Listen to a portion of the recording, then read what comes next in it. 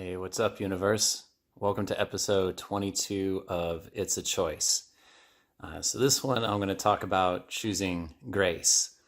And today I pulled the Swan card, the Swan medicine card in the upright position, which is about grace.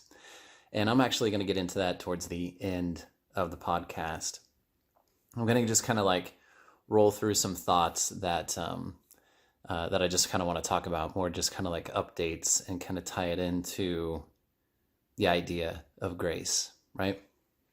So, first thing that I'll just kind of mention is that for a few months now, I had been keeping an eye on this domain name, itsachoice.com, and I used the domain registrar namecheap.com, right? And so when I looked it up, it was like, hey, this is available and it's a premium domain, which just means that like it's pricey, right? It's more than like $888 a year or something like that, right? So I got my federal tax return and I was like, I'm going to buy this domain. I'd been eyeing it for months, and given my background in IT, you would think that I actually would have gone to like itsachoice.com just to see if there was a page there or not. I can't recall if I ever did, but regardless, I went ahead and proceeded with the purchase, right? So I bought itsachoice.com and I was all excited about it, although I wasn't like completely attached to it. I was like, this is a pretty cool domain, I mean, right? It's the name of the podcast. I was like, that's pretty fucking cool. So I go through the process and I put down the cash and buy the domain. And then, they do some identity verification because of the amount of money that the domain is. So I do that, fill out a form, they verify my identity. And then like a couple of days later, I wake up to an email from Namecheap, from their concierge service. And they're like, hey, we have some bad news. Turns out that the domain is actually not available. And like I'd done a little bit of research, and like domain names are just like digital property, right? So they have certain websites that you could go to where people actually invest in domain names and then like sell them aftermarket, right? It's literally a way that people do investing. And so turns out that itsachoice.com was listed on a marketplace and appeared to be available, but was not. So the concierge service from Namecheap found this out. They let me know, and they're like, look, appreciate your understanding. Sorry for the inconvenience. We will issue a refund immediately. Sorry for the troubles. And so I was like, all right, like no big deal. And they refunded my cash like relatively quick. I think I got my money back within like 2 days. So that was pretty awesome. And they were very professional and courteous about the whole thing. So definitely recommend using them if anybody's ever looking for a domain name registrar. The thing about it was, like I said, I wasn't really attached to it. So when I got the news about the domain not being available, I wasn't like pissed off about it. I wasn't hurt. I wasn't angry. I wasn't upset. I really wasn't anything. I was just kind of like, okay, so it wasn't available, which I was glad to see that in myself because I wasn't attached to it. So that was pleasant to know that. So that's just kind of an update that I wanted to put out there, that I was looking to do that because I wanted to have a home for the podcast.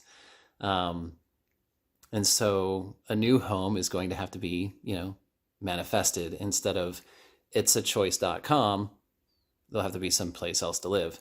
I mean, it's definitely still going to be on Anchor. It's going to be wherever you're listening to it now. I'm still going to publish it the same way. I was just looking to have a web presence and do some some transcription, maybe some translation, but first some transcription of the podcast, have them as blog posts, things like that, whatever, just kind of had some ideas.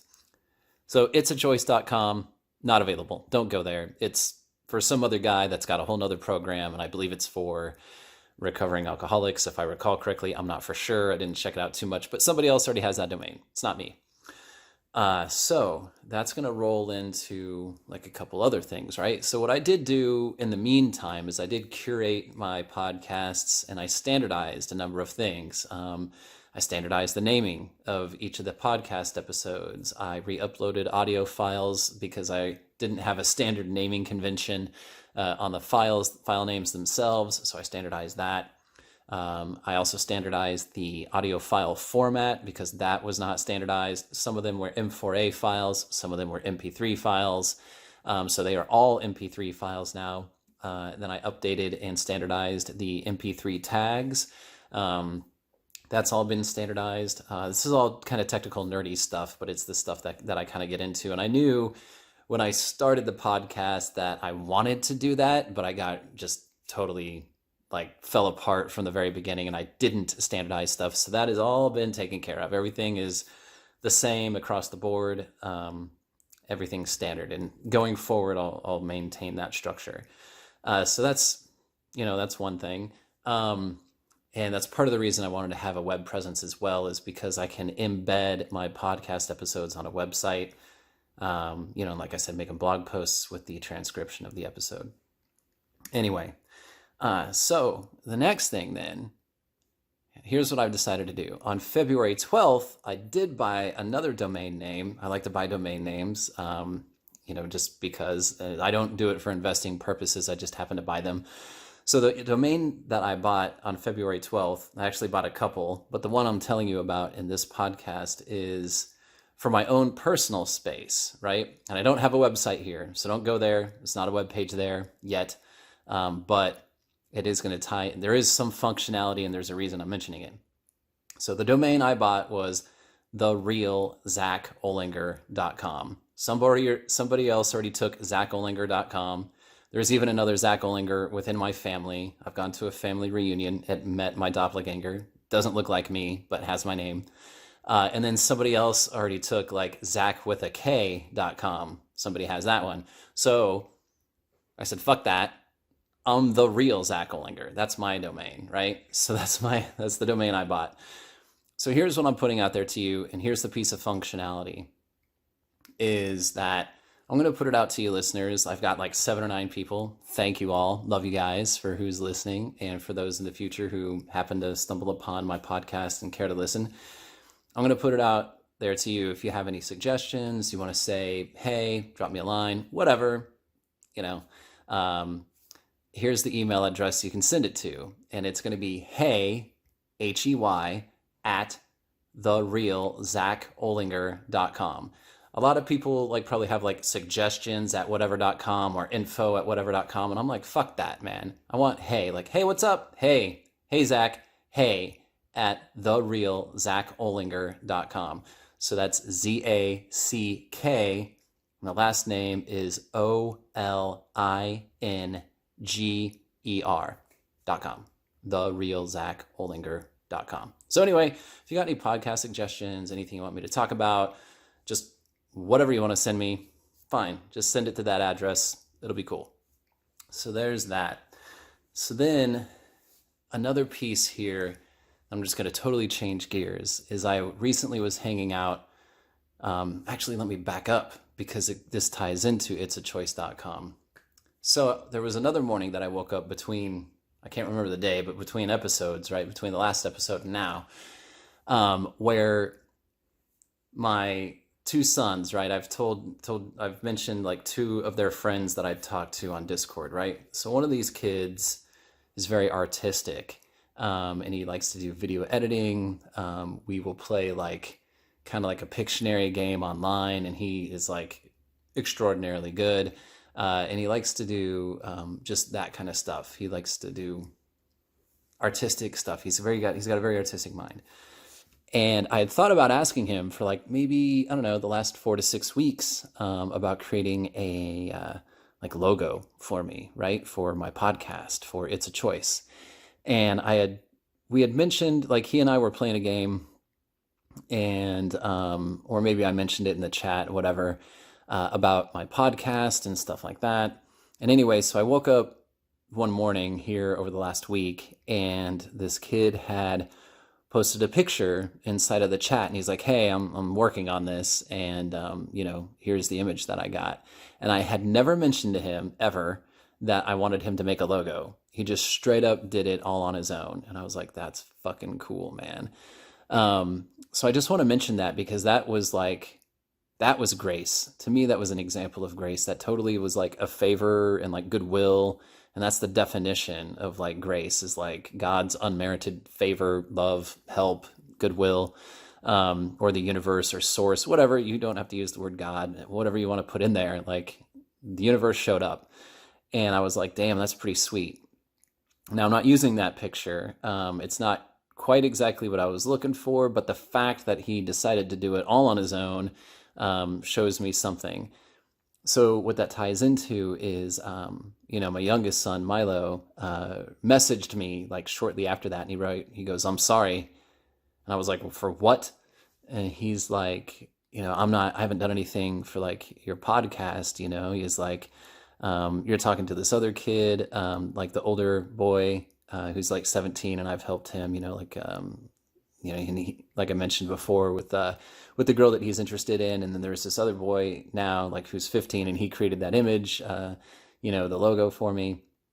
And I was like, dude, there's nothing to be sorry about. I haven't asked you to do anything. And I was like, besides, Milo, like you have inspired like 2 episodes of my podcast, and I've totally mentioned you like in a number of my podcasts. I was like, so like, don't think that you're not contributing, like, because you totally are without even knowing it, right? And so I just wanted to mention that to him, that I didn't want him to feel bad. And with Milo, I've actually thought about having him create like music for me. I'm going to buy him like a keyboard. There's some stuff he'll need to learn for sure. So it's nothing immediate by any stretch, but that's what I told him. I was like, look, I've thought about you like helping out with the music, with the intro and outro of like the podcast at some point, like, so, and don't worry about it. Like you've been totally helping me out with like inspiring ideas. So anyway, like, what that, I'm losing my train of thought here.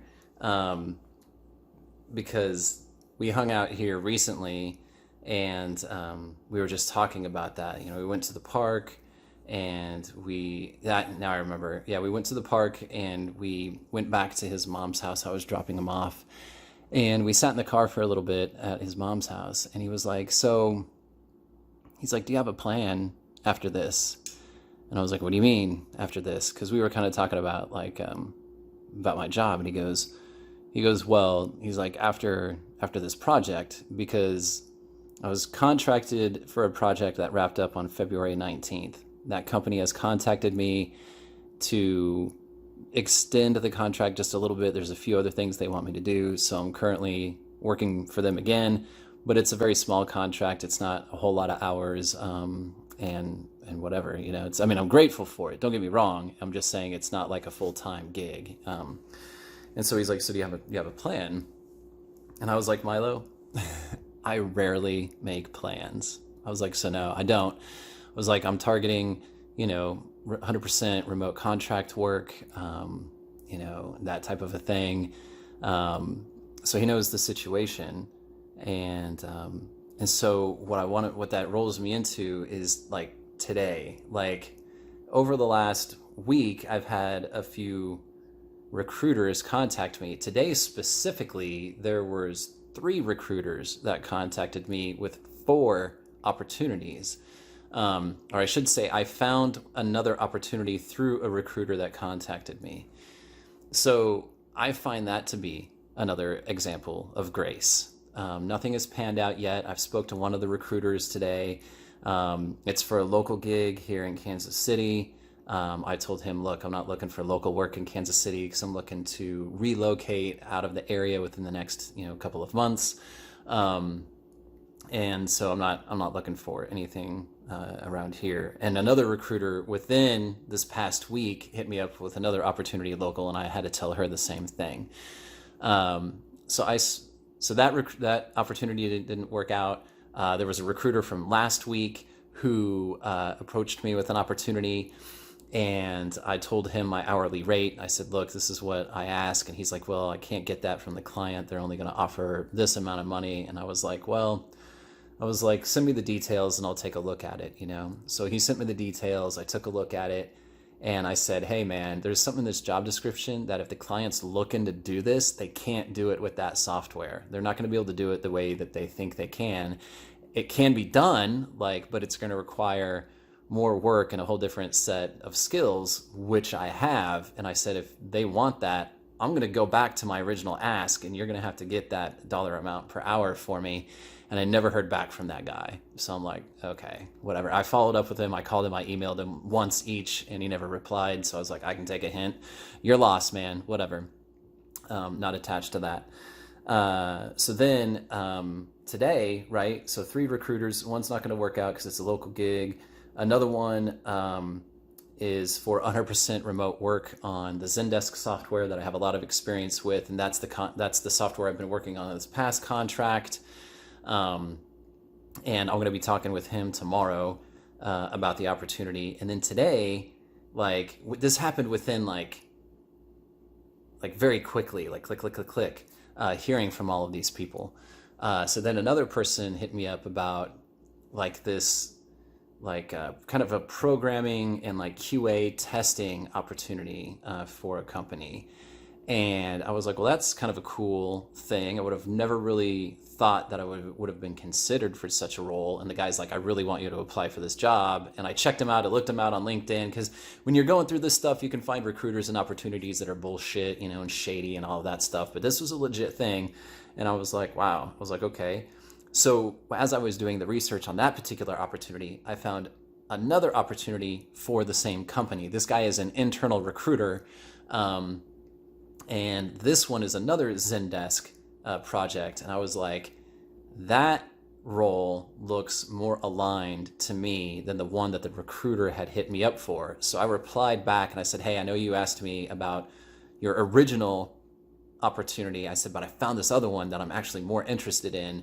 Let me know if I should just apply for both of them. So I assume that I will hear back tomorrow from them, because it was later in the evening when I sent that email out. So anyway, I mention all of this because it's just, to me, it's just a matter of grace. And here's another thing I want to mention, because it ties into it. Over this past week as well, one of the guys that I met from Life and Wealth Mastery when I was in Fiji, his name is Ricky. And this kid, and I can call him a kid, I'm 42. This guy's like maybe 27. He's hosting an event in Colorado at the end of March. I believe it's from March 27th through April 1st. And he was like checking in with me. So I filled him in. I kind of updated him about what's going on in my life. And then he spoke to me about his program. And he's like, look, I really want you to come out here. And he gave me the breakdown of the price. And then I was like, hey, look, Ricky, I just bought this domain. Like, I literally have X amount of dollars in the bank. And this is before, you know, the whole reversal of the domain name, right? And he's like, it's cool, man. He's like, since I am like co-owner of the company, he's like, I can do pretty much whatever I want with the pricing and the financing of it. He's like, so I really want you to come out. And so how about we just have you, you know, put X amount of dollars down, and then you could just pay the rest off over like however many months it takes you. And I was like, Ricky, I really feel like there's something there for me to like go out in there and be with you. I was like, let's do this, you know? So I gave him my card information, and he was going to wait to like, you know, run it for a deposit. I haven't given him the green light yet, but I'm going to. And anyway, all I'm saying is that like in the moment that Ricky was telling me about the opportunity, I didn't have the means like at all to even put down the normal deposit, let alone even like his adjusted deposit for me. But I still felt like it was the right thing to do. So I was like, we're going to fucking do this. And through his grace, right? Because we're all expressions of the universe, right? So when somebody says like God did this or like whatever, to me, like it all comes through us. I've mentioned this before. We're all expressions of the source. We're all expressions of the universe. We're all expressions of God, whatever you want to say it. So that comes through us, right? As individual people. So the universe's grace showed up through Ricky for me to receive, and I allowed myself to receive it, and it just keeps unfolding, right? So like I got the money back from the domain. I'm going to be able to put down the deposit. I'm going to be able to work out that finance, like no problem. I took, so I have this chunk of cash, right? And then like I have all sorts of stuff that I could buy if I wanted to, but I'm being very intentional about what it is that I'm creating and manifesting and allowing myself to buy. So I wrote my ex-wife a check, because I pay her every month for taking care of the boys. And then I donated $100 because it was like, here you go. And as I'm doing all of this stuff, as I'm feeling myself, as I'm spending that cash or giving it away or writing the checks, I am paying attention to how I feel about it. And every time I'm making it a habit, and I've been doing this for a while, every time that I have an expenditure, I don't look at it as an expenditure. I'm just using that vernacular to, like, a lot of us look at spending money as an expense, right? There's another EX word that we can use, another X word that we could use, and it's expansion. I view it as, how am I expanding somebody's life, right? So the donation was obvious. Writing the check to my ex-wife, obvious. Telling Ricky to like put down the deposit, obvious. Like, I'm expanding his life. I'm expanding my ex-wife's life. I'm expanding the person or the people that I'm donating to. So I don't view that as like a loss. It's not something, I am not losing that money. I'm choosing to expand. I'm choosing where I'm going to expand the universe with that energy.